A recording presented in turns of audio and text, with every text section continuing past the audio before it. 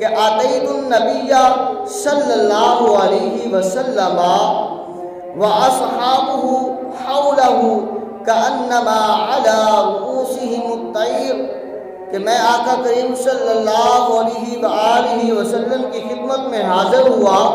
اور صحابہ آس پاس بیٹھے تھے ایسے کہ گویا ان کے سروں پر پرندے بیٹھے ہوں۔ کہ آقا کریم صلی اللہ علیہ وسلم کی پاک بارگاہ میں صحابہ اس قدر بیٹھتے تھے خاموش ہو کر، اس قدر آقا کریم صلی اللہ علیہ وآلہ وسلم کے ارشاد مبارک کو سماعت کرتے تھے